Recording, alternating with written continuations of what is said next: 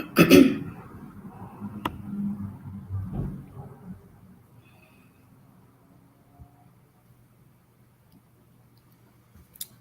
we are live, but we're going to give it a few seconds for people to join. So when we've got about maybe 5 or so people in, then we'll start with the intro.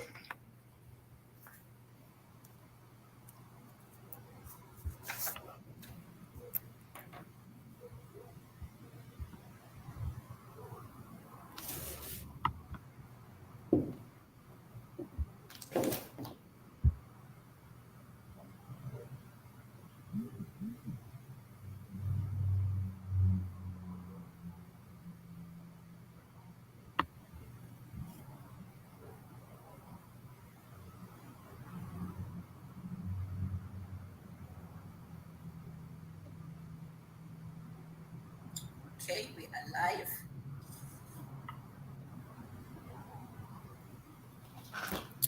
Okay, we've got 1 minute to go, and then we will get started.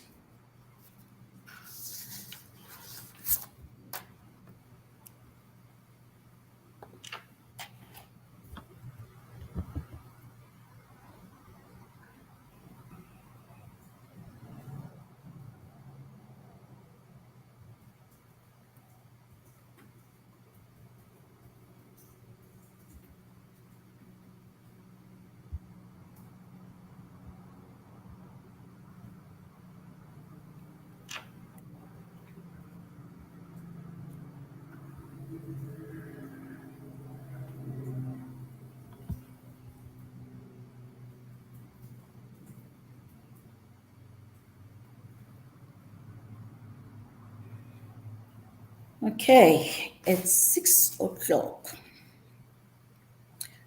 Welcome everyone who's joining us. I see we've got a few people joining us already.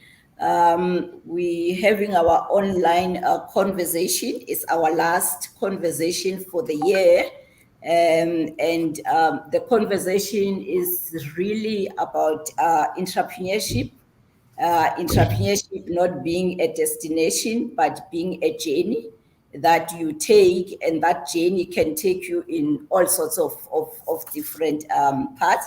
So that's our conversation today. We welcome you. I see you, Fred. Welcome, and thank you for joining us. Peladi, welcome there. So we're just going to allow a few people to join us. But welcome. So this is Dr. J Business Support, and what we do at Dr. J Business Support is to support those who need the support, and that includes entrepreneurs. And the conversations that we normally having is one of the ways that we support our entrepreneurs, because entrepreneurship can be a very, very lonely journey. And sometimes you wish you can have somebody, you can ask some questions, get some guidance.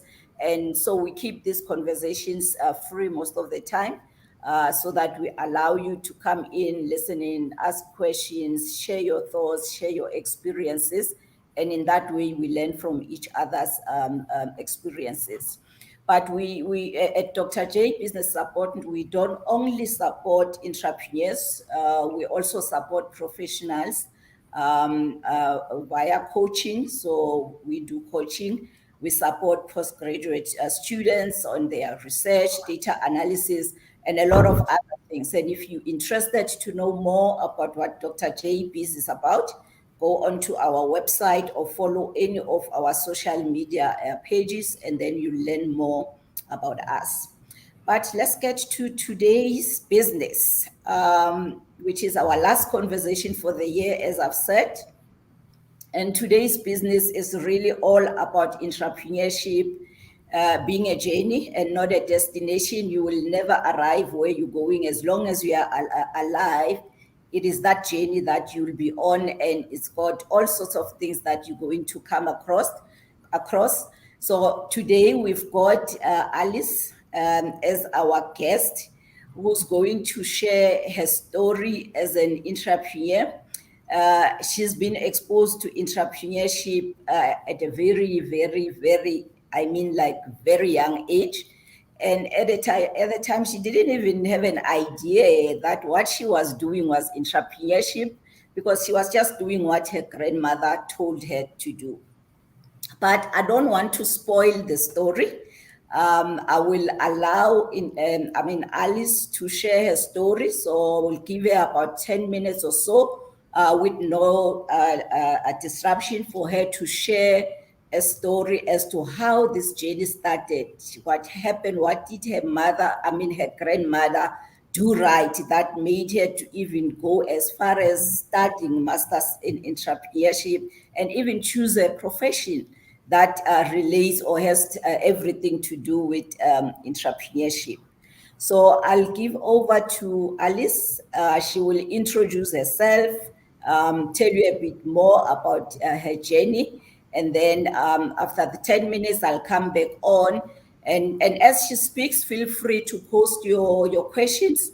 And as she speaks, then you can post them. And then when she's done, then we can start engaging with her. And then she will answer some of your questions and share thoughts. And continue to introduce yourself, say where you are joining us from, and then we'll pick up on that later. Alice, are you ready? Thank you, Dr. J, and thanks for giving me an opportunity to engage in this, in this conversation that is very dear to my heart. Entrepreneurship is something that is truly dear to my heart. So my story and my involvement in entrepreneurship starts from a very early age. So I come from an entrepreneurship background. I'm an entrepreneur in my own right, and I have also embarked on a career in entrepreneurship development. So I'm currently working as an entrepreneurship development practitioner in one of the provincial government development finance institutions, and I am very passionate about startups. So when I came to open my eyes, I was introduced to this phenomenal woman who was also an entrepreneur, a commercial farmer. That was my grandmother.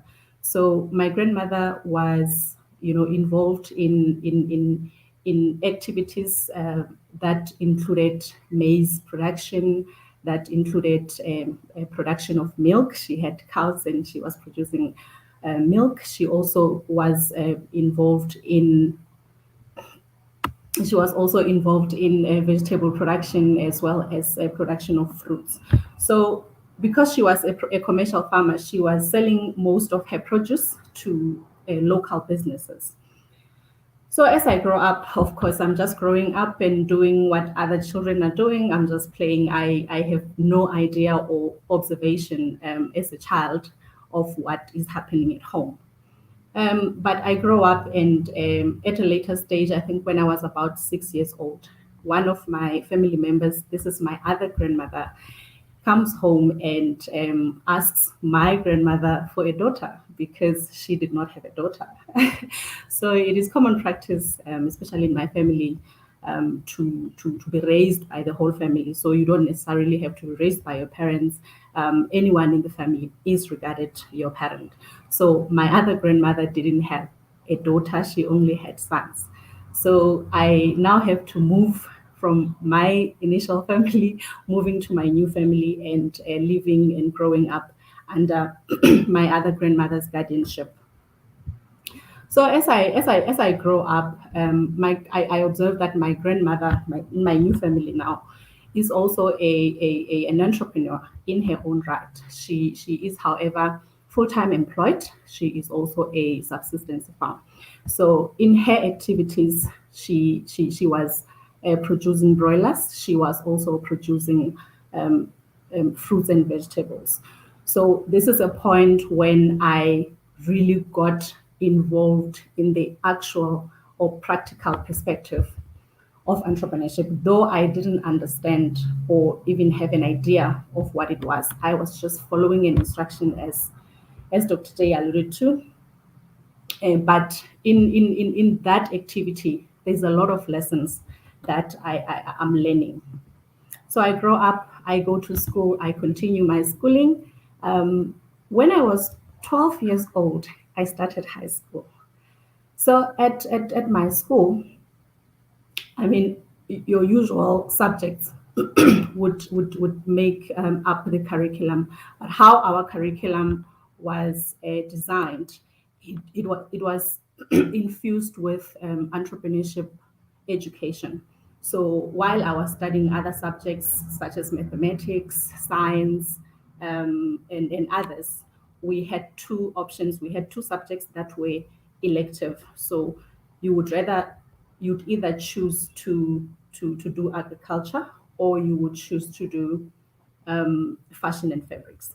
So based on the fact that I am already practically involved in agriculture, I thought, let me try something else. It was something new. It was something exciting. It was something that I had no idea about. So I think growing up, I had that advantage of liking new things. You know, I had that mindset that if there is something new, something challenging, it just excites me, and I'm very happy to get involved in those kind of activities. So fashion and fabrics was a pretty new subject to our curriculum. Therefore, I chose to study fashion and fabrics. So in terms of agriculture, my involvement at home with the activities that we were involved in, it's very limited. I cannot say that because I was engaging in agricultural activity, the spectrum of agriculture is limited to that. It's very broad. However, I also understood that even though I don't get to study agriculture at a school level, there are other people who are my other fellow students that I could leverage on if I needed any knowledge in as far as agricultural projects were concerned. So I can basically say that I thought about these things. And it really amazes me as I am an adult now that I was able to think at that level, that if I don't have this skill, there is someone else that I can always, whose skill I can always leverage on. So I chose then to take another alternative. So getting to high school and moving to the next grade, when I was about 14 years, I think I was starting my junior certificate. This is a point when my grandmother really got me involved. I think I was a little bit maturing, and she gave me some form of responsibility. So though I was just doing this work as just following instruction, it really taught me a lot. So this is the time when I really took an initiative to get involved deeply in what was happening at home. I also took a lot of this responsibility because remember I said my grandmother was full-time employed. So after school, when I get home, I had to make sure that I water the yard. I had to make sure that I feed the chickens. You know, I did all of those things. Then by the time she got home, things were done. As time goes on, we also get customers. So when customers come in to buy vegetables, to buy chickens, they would find me at home. My grandmother is still at work, and I was then involved in sales. And touching money at that very early age was very it was very nice. It felt good. The downside of it, the money always had to go to my grandmother when she arrived. But one of the things that I truly appreciate was that the level at which I got involved, she kind of allowed me to hold on to the yield of my own effort. So she recognized and rewarded the effort that I put in all these activities. So some of the sales that I made, I was able to keep the money and do the things that I would want to do. One of those things, I was able to buy myself textbooks, and the time that I would spend at the library. I mean, textbooks are expensive, so the amount of time that I would spend at the library was shortened, and I was able to engage in other activities apart from schooling and the work at home. I was also able to participate in other extramural activities at school. So this whole engagement, I think it really had a positive effect on my mindset, developing that entrepreneurial mindset, and eventually growing to becoming an entrepreneur myself. So I'd like to share a little bit of insight in as far as entrepreneurial mindset is concerned. So I think those of us who read a lot about entrepreneurship, and those of us who are engaged, practically in entrepreneurship, there are certain attributes that make up an entrepreneur.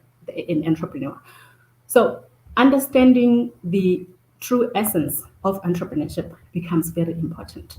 So as I read about entrepreneurship, I understand that some of the ways by which the different people who write about entrepreneurship, who speak about entrepreneurship, who practice entrepreneurship, will always tell you about three things. One, they would tell you about the innovation part of it, that being innovative in your venture, in your business venture, being innovative is one of those qualities that will move you forward and that will set you apart.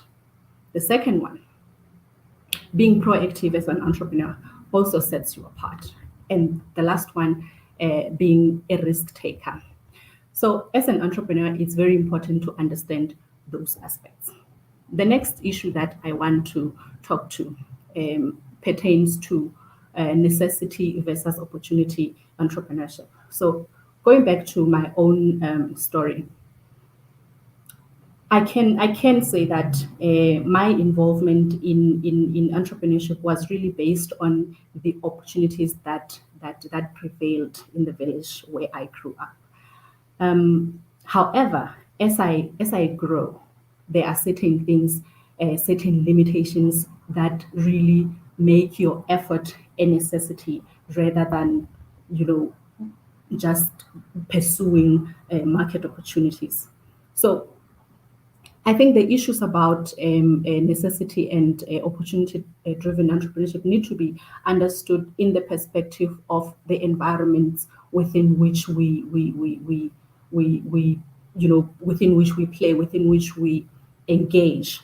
So understanding the context also makes it much easier for us to kind of understand and appreciate the processes that we need to follow in order for us to achieve the objectives that we want to achieve. So take, for example, the South African context of entrepreneurship. Other people may assume that, or may suggest that South African entrepreneurship is more necessity-based rather than opportunity-driven. Whether that is correct or not, I do not think it's really important. I think what is important is to appreciate the fact that whether one is getting involved in opportunity-driven entrepreneurship or whether one is driven by their necessity to survive, it is critical for us to appreciate all those factors. I don't think there's anything such as one aspect of entrepreneurship being better than the other, or the other having more opportunities than the other, or the other being right or the other one being wrong. I think that we just need to appreciate our context as a country and the economic factors that prevail within our environment. And if I were even to talk to institutions about that point, I would suggest that institutions also pay more attention towards the prevailing or the most prominent kind of entrepreneurship that takes place, and understand how to support that entrepreneurial activity rather than pursuing something that does not seem to be driving the activity in that particular environment. So as I grow up and I leave school, I complete my matric, completed my Form 5 in 2002. So when I completed my Form 5, that was the point at which I exited the work and the space where I was. This is a point where I need to pursue other opportunities, such as pursuing education. But unfortunately, there are also limitations in that regard.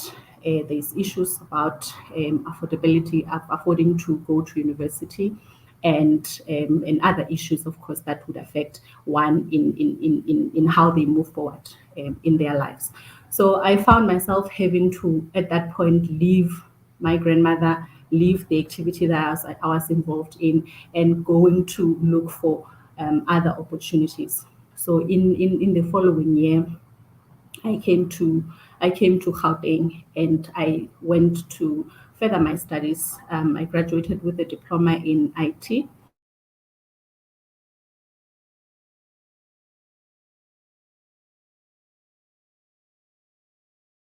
Employment opportunities are not coming forth, and as opportunities are not so forthcoming, there is always a need to survive. So this is where the issue of necessity really plays a role. One needs to survive. One needs to establish a livelihood for themselves. So whilst I was looking for work, I started some activity. At first, I started as a beauty therapist, as a hairstylist. That didn't go so well. Now, based on the issue of capabilities, when it comes to those kind of businesses, experience and practice plays a major role. So I had not been exposed to that kind of activity that much, so it didn't go very well. However, I then decided to start something else. Now, as I grow up and as I read and as I understand more about business, I'm trying to set up something for myself that would, work as an alternative to employment. So my next venture that I started a skincare product. At this point, when I started this skincare business, again, I have no skill, I have no knowledge, I have no educational background to leverage on to assist me in making a success of my skincare based business. So the point that I want to touch on with this venture is that when starting a venture, I was more focused on the market opportunities that existed. Look for the gaps that exist in the market, look if there are any opportunities to compete in certain spaces. But because I loved the beauty space, I thought, oh well, skincare, beauty, let me try something in that space. There was someone that I spoke to and was giving me some advice and saying, no, I'll support you in your venture. So I started the process. There was a manufacturing company based in Edenvale. I approached that company to find out if they could manufacture my product. They set up a meeting. We met at their laboratory in Edenvale. We spoke about the project, the product, the specifications of the product, how I would like it to look, how I would like it to set itself apart amongst the other products that existed in the market. We agreed. We spoke about the branding, the packaging part of things, the distribution channels, and all of those aspects that one would engage in within their entrepreneurial process. So I was at a point where I was excited to get a prototype of my business, but the next few days, when I got an idea of what it would really cost me to get to the prototype, I then realized that firstly, in terms of my own capabilities, I wouldn't know where to start if I even tried to do this in house. Secondly, I realized that I don't have any resources to fund this venture, to fund the prototype. And once the prototype is there, am I going to also have the financial resources to get it to the market? Am I going to be able to afford to market the product? It would really require some form of resources. I don't have any financial resources to get that done. So this became my first failure in entrepreneurship. So the point that I'm trying to make with this startup is that while a market-based approach is good, it's also important to realize that one will need to have expertise to leverage on, to have necessary skills, and to also have experience in that space. I do not think that I don't think that it's advisable to start a business in a space or in an environment that you don't know, that you have no idea how things work in that space. So I think it's always an advantage to at least understand yourself as an entrepreneur, understand what capabilities you have, understand the skill set that you possess, and those basic resources will then assist you get you somewhere, and you don't have to spend money on basically everything. So it's a really bad idea to outsource the main component of the business. So in this case, it would mean that the actual production of the product would be outsourced, and it was a really bad idea. And on that basis, that venture could not continue. Now understanding those lessons, I went back to the drawing board and I thought about something else. What can I do? So this took me back to my years in high school, and I appreciated the fact that I spent 5 years of my life learning about fashion and fabrics, and I thought perhaps this could be the way to go. So let me do something in the space of clothing apparel. So I chose the baby section, and I thought, let me focus on producing clothes just for kids. But unfortunately, the same principles apply. Once the product is there, do you have the resources to market the product? Do you have the resources to prototype? Do you have the necessary machinery to set up your farm? All of those things require resources. So the fact that entrepreneurs are always complaining about the issue of resources, and so many other institutions that have studied factors around resource allocation, I think it is something to appreciate, that it is a reality, especially in our economy, that entrepreneurs are struggling to access resources. So when we attempt to support entrepreneurs, I think we really need to appreciate that as a fact, and not dismiss it and say, no, start with nothing. I think I'm very I don't like to hear, or I don't like listening to those people who make such suggestions that you can start a business with nothing. I don't think there's anything like that. I don't think that there's any possibility of anybody starting a venture with nothing.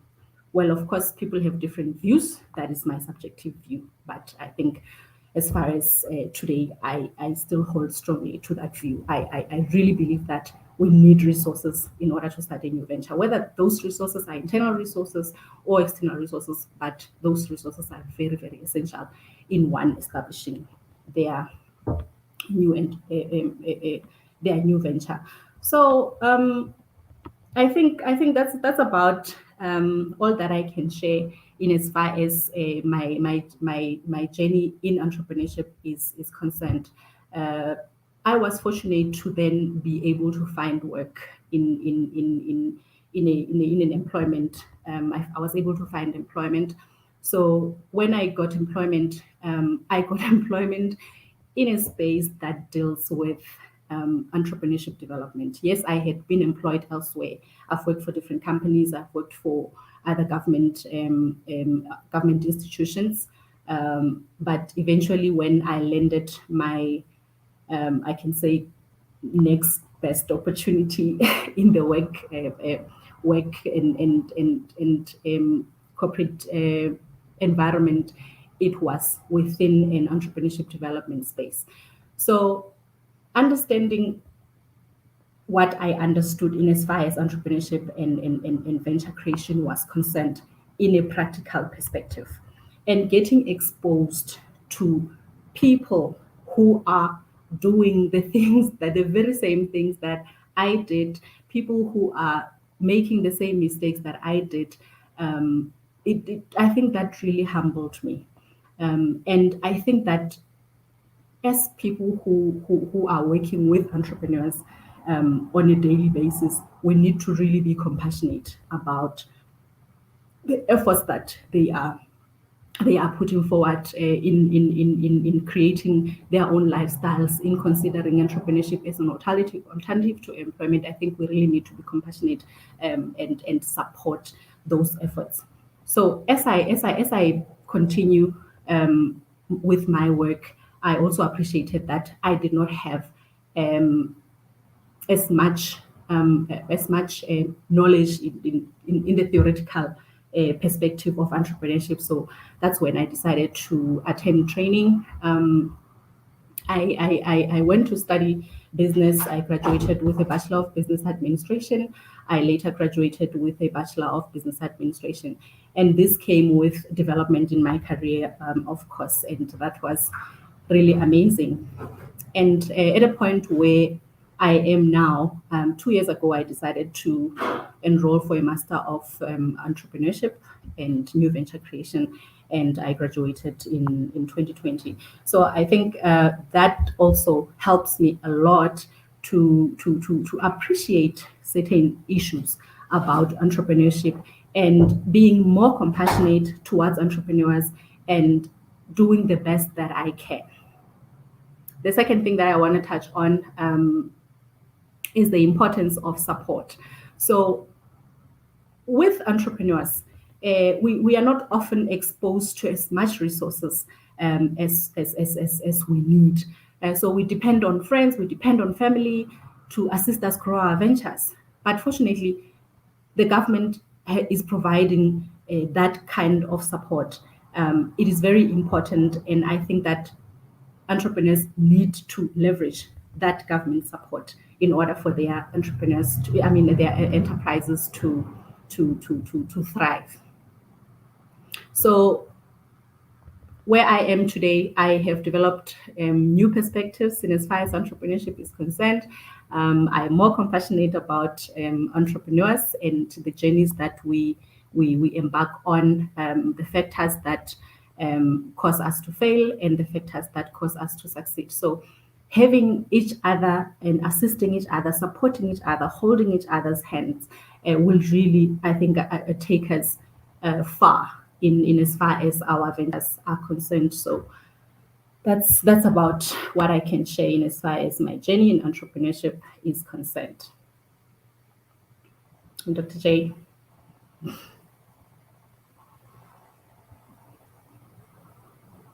Okay, thank you, Alice. Yeah, so I like us to have a bit of conversation about around what you just shared.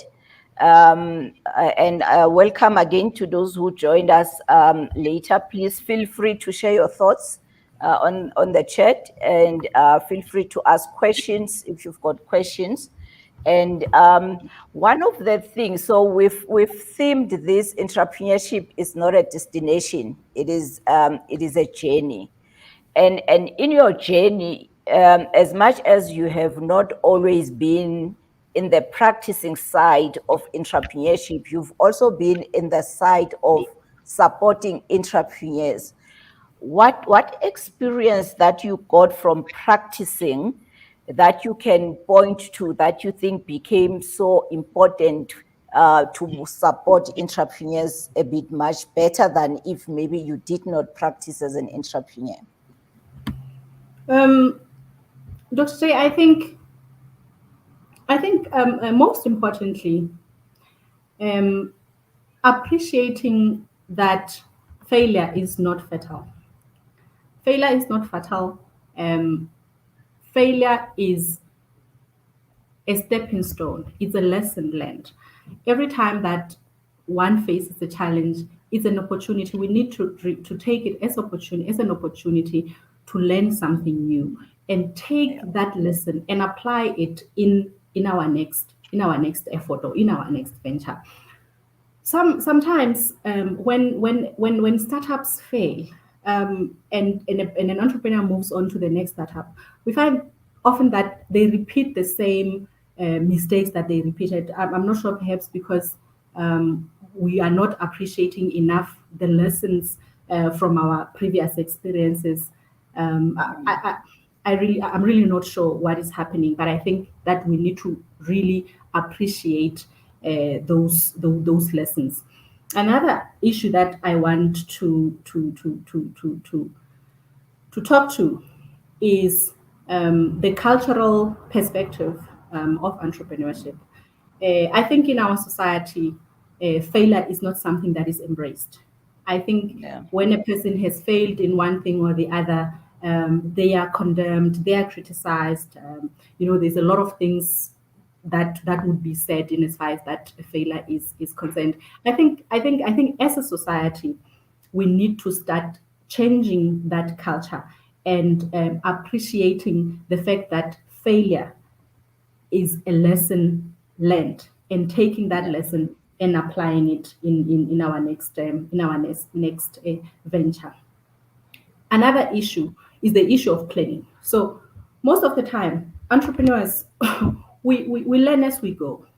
And also this is because of the necessity. We need to survive. There's a need to survive. There's a need to have a lifestyle.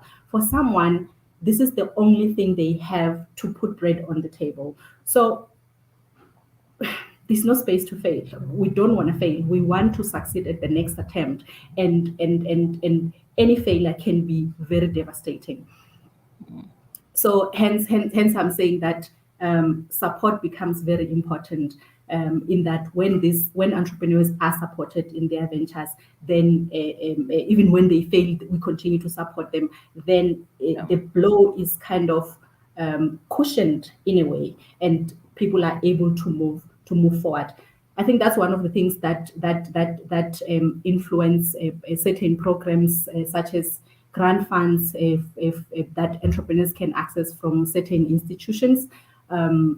It's really to cushion the blow of the failure that entrepreneurs are always exposed to. I mean, when you read a lot of reports that talk to entrepreneurship, they will tell you that entrepreneurs are highly likely to fail. 70% of them will fail in their first 3 years. Now, this is at their very infancy stage, and when they are failing at that time, I think we need to understand how really, really important support becomes for those startup enterprises.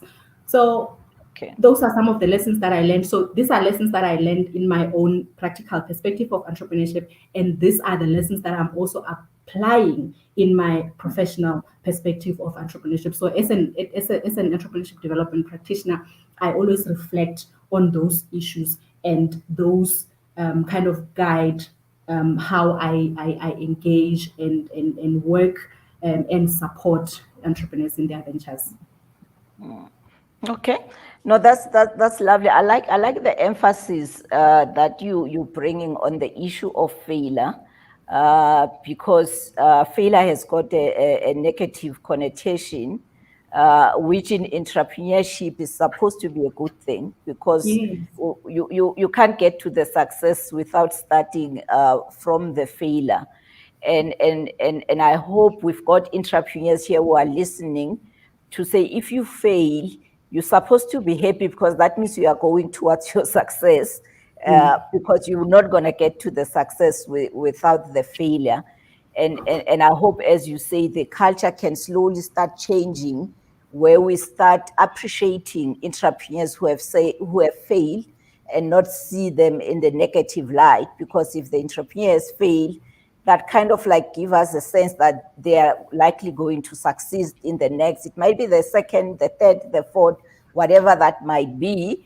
As much as we've got the pressure that we come from backgrounds that really don't allow us to fail. You need to make ends meet, like as in tomorrow. You need to be able to provide and those kind of things. But what I like is that also you are a practitioner. You get to see these entrepreneurs, and from that perspective is encouraging that you can have people supporting entrepreneurs who've been entrepreneurs themselves, who understand, and then when they come for support, then they're not looked at from the negative side that, no, you failed, then you can't get a grant anymore or support anymore. So that's very encouraging. I want to go back to the issue that you mentioned of necessity and opportunity, entrepreneurship.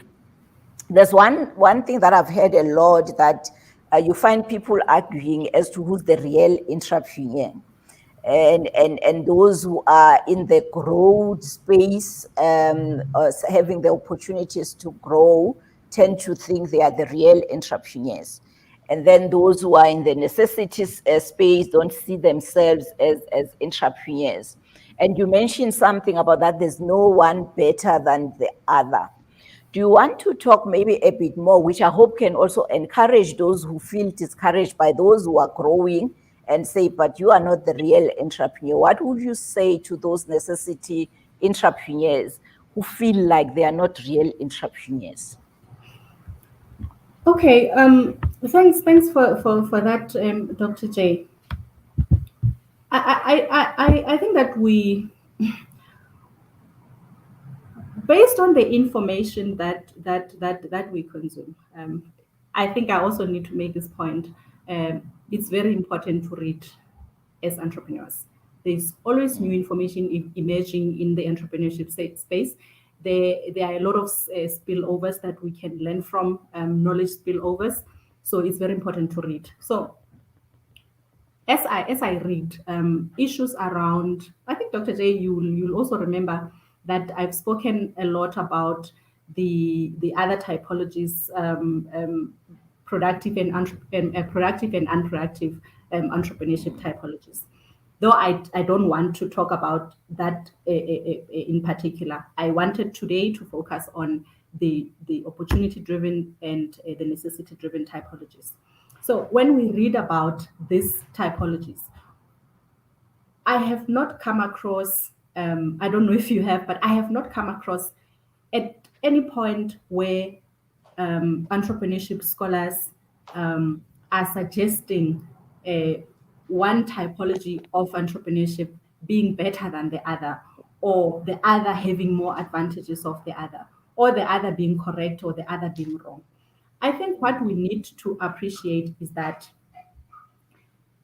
a prevalent type of entrepreneurial activity that occurs in a particular context, in a particular environment, will become appropriate based on the prevalent economic activities that drive the development or growth of that economy. So if we take South Africa for an example, we deal with issues such as the high rate of unemployment, issues of poverty, issues of lack of resources, or difficulty in accessing those resources. Other people talk about red tapes and a lot of things that make our journey or our development or practice as entrepreneurs even more difficult than it would be if the environment was different. So I think based on the prevailing circumstances within our economy, entrepreneurship becomes a necessity. And we see more and more people going into entrepreneurship not as not as a hobby, not as a career, for an example, but rather as a means to survive. So it is necessary. It becomes a necessity driven kind of activity rather than opportunity. And I'm not suggesting that there aren't any entrepreneurs, and I'm not suggesting that there aren't enough entrepreneurs engaging in opportunity driven kind of entrepreneurship. But I'm saying that because of the dynamic, because of the characteristics that define our context, that define our economic environment, entrepreneurship is more a necessity than an opportunity. Therefore, because of that, it becomes more important for entrepreneurs to engage more in entrepreneurial activities. Fail as many times as you can. It's okay. It is necessary in order for the entrepreneurial activity to grow. I also believe that it is important for our institutions to appreciate those factors that drive entrepreneurs towards choosing entrepreneurship as an alternative. It is because of poverty, it is because of unemployment. So if we move towards, or we become inclined to the perception that opportunity-based kind of entrepreneurial activity is better, then it means that we are not going to, or our approach to entrepreneurship development is not going to be so successful, because it means we will be paying more attention and investing more resources in a space that is not very, that is not that prevalent, that is not happening as much as it should be. So it means that we'll be killing other entrepreneurs who are actually the actual how can I put this? We will not be supporting those entrepreneurs who are actually going to be benefiting the development of our economy, because we believe that something else is better and what we have is not. Okay, I like that. So what I'm hearing is that we need all of them. Different environments require different things. There's a space for the necessity ones. There's a space for the opportunity-driven ones who want to grow this from SMMEs to big ones, and there's a space for those ones who want to stay small as long as they can support their families and they are fine with that. And there's no need to see the one better than the other, because the environment and the economy basically need the different types, so that we are able then to continue and to fit in kind of like the different gaps that are needed. The necessity serves a certain a market, and then the opportunity also serves a certain market. But at the end of the day, all of them together, they're growing the economy. I want to go to the chat and see here. We've got some questions, and before you go to the chat, Dr. J, before you go to the chat, I want to make this point. I think we keep on observing how people within an environment, within an employment environment, are also pursuing some kind of entrepreneurial activity, and we have termed it side hustling. Yeah. Right. So I think we should not ignore. I think that is the data that is coming, that is emerging, that is so important to our economy. To appreciate how even people in employment want to pursue entrepreneurship. We need to understand whether they are pursuing entrepreneurship for the love of entrepreneurship, or they are pursuing entrepreneurship because of the limitations that employment imposes. I think it's something very interesting that we need to observe, that Even people in employment want to pursue entrepreneurship, and we have termed it side hustling. Yeah, that's true. It's interesting that you talk about side hustling. I recently wrote an opinion piece about side hustling, and we had a conversation last year about side hustling. Because if you look in other countries as well, it's being embraced as one of the necessary things needed in the economy. But in South Africa, I think we're still lagging a bit, where you can't even, it's very even difficult to go and look for funding if you are side hustling, because you are viewed as not serious about your business if you've got employment on the side. And we hope with this kind of conversation that with time, we'll start appreciating the fact that we need all different types of entrepreneurs or entrepreneurship or of SMMEs. We need the side hustlers, they play their own role. We need the necessity guys, they've got their own space in the economy. We need the opportunity-driven guys, they've got their own space in the economy as well. And together we make the ecosystem work. So you can't see the other one not as important as the other.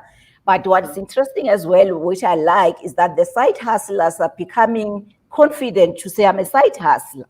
And this is what I do, and I'm happy about it. I've got the job and I've got this business, and I hope this conversation starts getting out there to say, be comfortable with the model that you have chosen, because somebody else might have the risk appetite to go full time, get hungry, have no cash flow, and deal with that.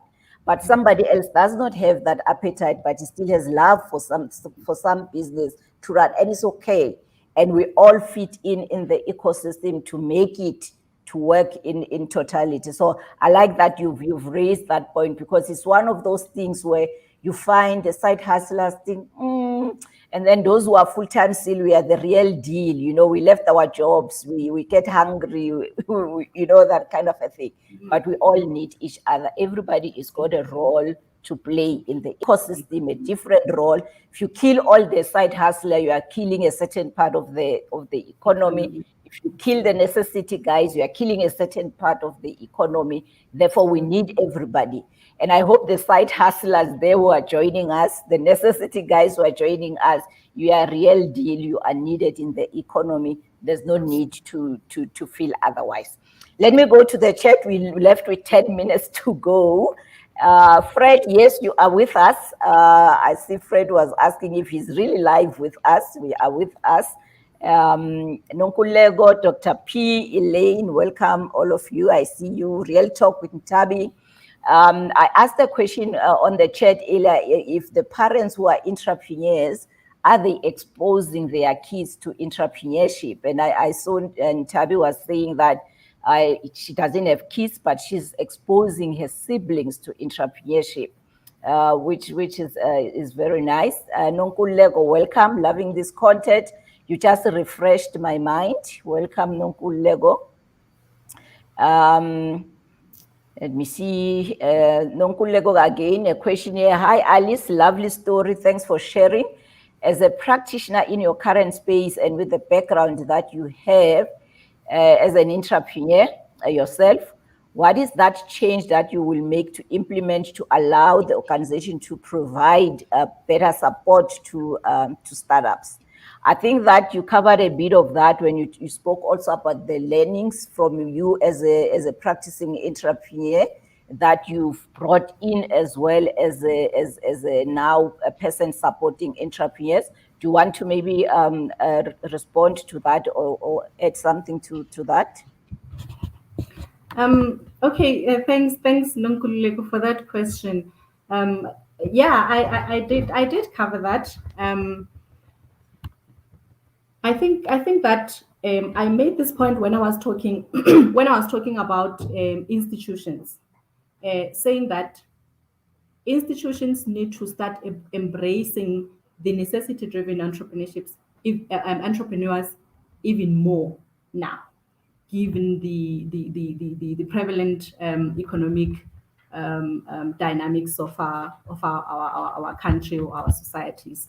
So I think that it's really, yeah, I think it's that's what I can add in as far as institutions play a role in developing entrepreneurships, appreciating all the feedback from the different types of entrepreneurs, appreciating the feedback that institutions are receiving from the different types of entrepreneurs, without being selective and choosing one over the other, or suggesting that one type of entrepreneurship is better than the other. I think that it's important for institutions to appreciate all types of entrepreneurial activity that occurs and understand which of those activities are driving the economic development agenda. Thank you for that. Also, we've got Akona's joining us from Port Alfred. I like the perspective that failure is a lesson to learn from. It is not the end of the road. Thanks, Akona, for that. That's why we said entrepreneurship is a journey. It's not a destination. You will never get there. It just keeps changing and keeps turning and all that. So it's a journey. And appreciating the lessons in the journey, and the journey includes a lot of failures. A message from Helen. Welcome, Helen. Well done, Alice, for raising the flag high in regards to female entrepreneurship. Just a question as I'm studying female entrepreneurship. What does success mean to you? Wow. Thanks, Helen. Wow, that's that's a big question. My understanding of success, or how I view success, I view it from a personal point of view. Once you set goals for yourself, whatever those goals are, whether you are setting a goal to achieve an academic project, you want a certain qualification, or whether you want to start your own venture, or whether you want to start a family, or whether you want to set up a church, whatever it may be that is a calling for you, or something that you want to achieve as a personal goal, if you have been able to achieve that goal which you have set for yourself, you have succeeded. So I don't think that we should view success on a competitive scale. To say Dr. J is a university professor, therefore she's successful, or Alice is a entrepreneurship development practitioner, therefore is successful, and Nonkululeko is a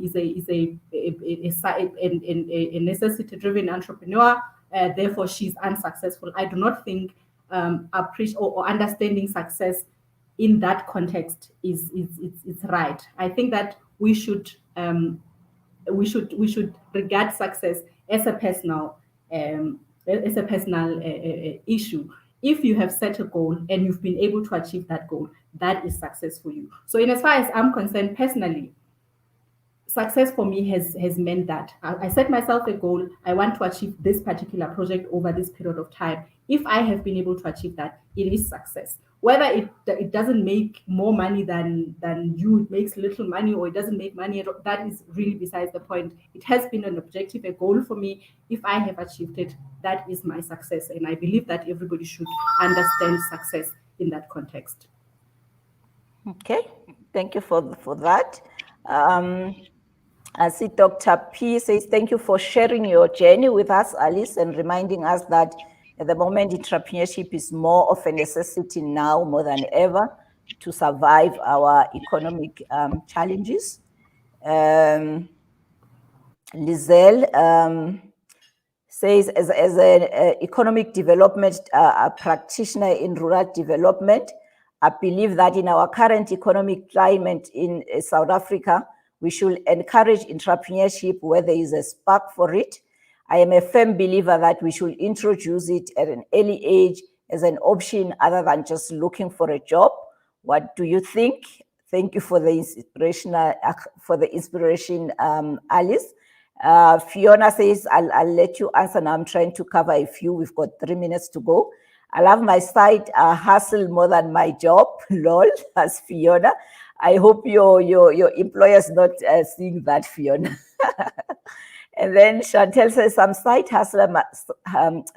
hustlers might also be sole breadwinners and cannot afford to leave their current survival jobs as they sustain families to pursue what they have more love for. As a side hustler, it's not about being afraid to take the leap. It's probably because the opportunity to make the leap of faith might not have presented themselves. I totally salute those that can do both with full heart, because it's definitely not easy. Tandy says, joining you from Maseru, I hate failing. And thank you for reminding me that it's part of the journey. Thank you, Alice. And I'm so proud. Yes, start. Nobody likes it. The truth of the matter is that nobody likes failing, but you just have to change the mindset around it and embrace it when it happens, so that it does not destroy you, but rather you get to learn from it. And beautiful Alice, that's Ntabi. Such insights are needed for entrepreneurs and aspiring entrepreneurs. I think you've got one question that you need to answer. The other ones were just statements. So the one from Lizel.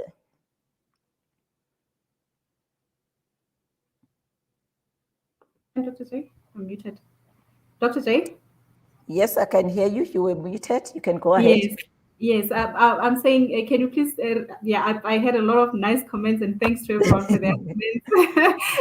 And then you forgot the question. The question. No, Lizelle, as an economic development practitioner in the rural development, I believe that in our current economic climate in South Africa, we should encourage entrepreneurship where there is a spark for it. I am a firm believer that we should introduce it at an early age as an option, other than just looking for a job. What do you think? So she wants your thoughts on introducing entrepreneurship at an early stage and encouraging it wherever you see that there's a spark for it. Yes, and thank you, Lizelle, for that question. And I have raised it before on another platform. I think it was Facebook or WhatsApp. I don't remember very well, but I raised that issue, and I raised it realizing that the infused aspect of when entrepreneurship is infused within the schooling or school curriculum, the entrepreneurial attributes are most certainly developed at that very early age. So I do believe that it is important not only for rural entrepreneurship success, also for established economies. I mean, I talk to my kids about entrepreneurship, and I think we are fortunate that entrepreneurship is infused where they go to school. So they're learning about entrepreneurship at a very early age. So perhaps we need to start driving the conversation and having dialogues around the importance of infusing entrepreneurship within the basic education curriculum, and looking at alternative ways in which, certain groups of students who exhibit certain characteristics can be groomed more towards entrepreneurship as a career, as opposed to other types of careers, such as being a scientist or being an educator or being a health practitioner. And even in those fields, there are entrepreneurs who are practicing. Take for an example, health practitioners. They are entrepreneurs in their own right. They set up their own clinics. They set up their own facilities to consult in the work that they do. So I think that it is very important, not only in rural development, but as well as every other society of our country. Okay. No, thank you for that. And I think, I like that. And maybe to emphasize from what Lizelle was really trying to bring across is that you don't have to wait to go and be a full-time entrepreneur. You can start wherever you are, practicing there. There's now things that are called corporate entrepreneurship. People practice within organizations. People practice as side hustlers. And there's a lot of ways of contributing to this entrepreneurship environment as a practitioner, like Alice is doing now. You can be a practitioner, you can be a side hustler, you can be a corporate entrepreneur. And there's a lot of ways of doing it. And I think, I can't remember who mentioned it, that sometimes it's not a matter of being scared to jump ship and go full time, but it's a matter of you having that opportunity has arisen.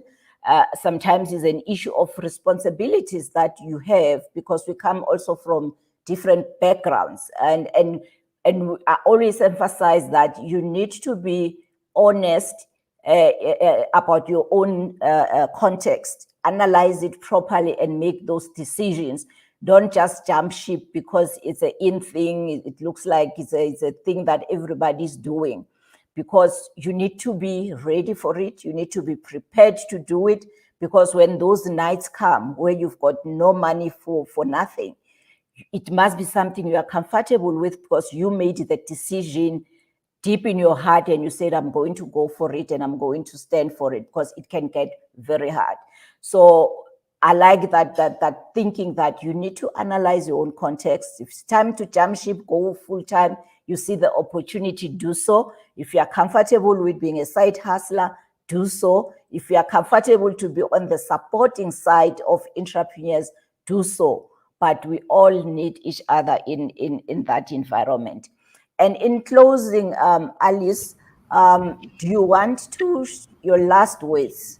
And I'll put you in the corner. Your last words for practitioners who work in institutions that support entrepreneurs.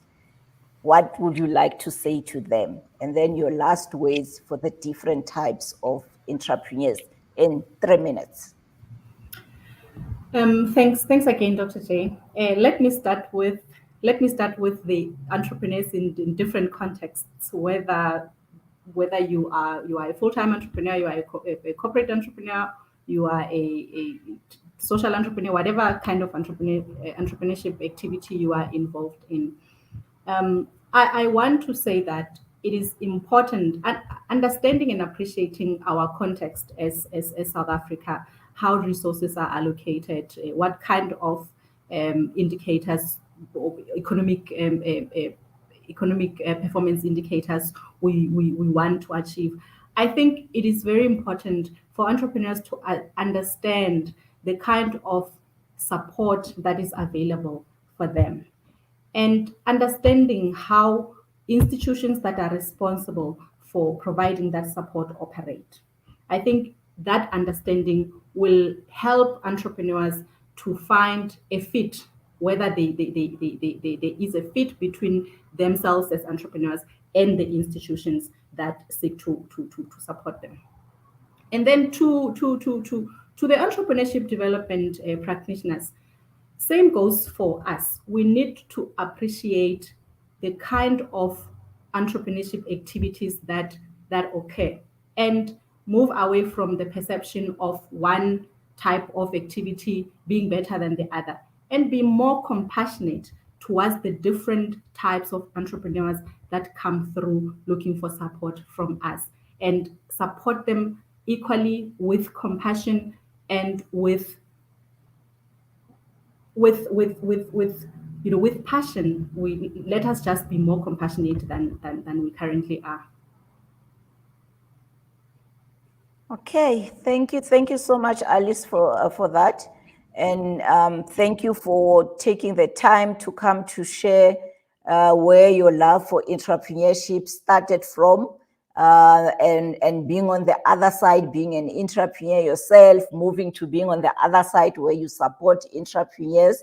And thank you very much for that. And I hope all those who joined us got something that encouraged them. If you were failing and feeling that, this thing is not it, it's part of the journey. Embrace the failure and focus on the lessons. If you are side hustling, don't rush. No one is chasing you. If that's what works for you, that's what works for you. If you are full-time, that's what works for you. That's what works for you, and be comfortable with that. We all have a role to play. The economy is big. The ecosystem is big. It needs each and every one of us to play different roles. We can't all be just like the same thing. We all need to play our different roles wherever we are, whatever works for our context, whatever is suitable for us, and then we practice that. Thank you, everybody, for joining us. And this was our last conversation for 2021. We wish you all the best for 2021, ending, wrapping up, reflecting on how your year went about. Looking at your journey, whether as an entrepreneur, as a professional, as a practitioner. As long as you are on planet Earth, it is a journey, it's not a destination. And as Alice said, define your own success and measure yourself according to your own goals, and leave everybody else to do their own things and focus on their own success. Yours that you have defined for yourself is good enough, and focus on that. Thank you very much for joining us. That was Dr. J Business Support. Any support you need in relation to entrepreneurship, postgrad students, or professional or leadership coaching, feel free to follow us on social media. You'll find our details there. You can contact us. And thank you for joining us. A lovely evening to everybody. Bye.